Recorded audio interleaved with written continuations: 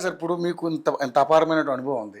మరి ఇప్పుడున్నటువంటి సిచ్యువేషన్లో వీళ్ళేమో బీఆర్ఎస్ వాళ్ళేమో పక్కా ఉప ఎన్నికలు వస్తాయి, ఆ 10 మంది కంపల్సరీ రిజైన్ చేసి మళ్ళీ ఉప ఎన్నికలు వస్తాయి.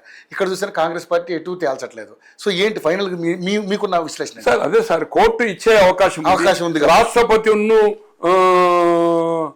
గవర్నర్లే శాసించింది, nothing doing, you can't pending ఒక టైం బాండ్ అనేది ఉండాలని చెప్తుందంటే దీన్ని కూడా స్పీకర్ కూడా పరిధి పెడుతుంది.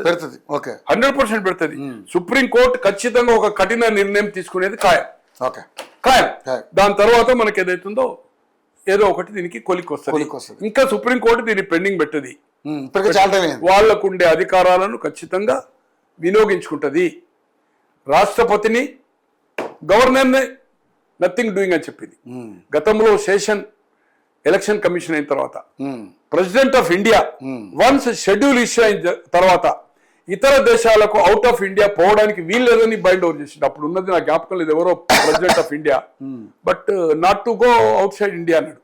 ఎందుకంటే ప్రెసిడెంట్ ఆఫ్ ఇండియా రాష్ట్రపతి ఇతర దేశాలకు పోయినప్పుడు మై గవర్నమెంట్ అంటాడు. My government doing this policies, మా గవర్నమెంట్ ఇటువంటి మార్పులు చేస్తుంది, ఇటువంటి ప్రజాహిత కార్యక్రమాలు చేస్తుంది.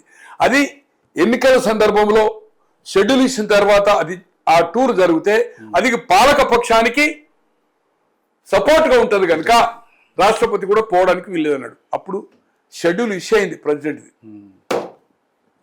పోస్ట్పోన్ అయిపోయింది టూర్.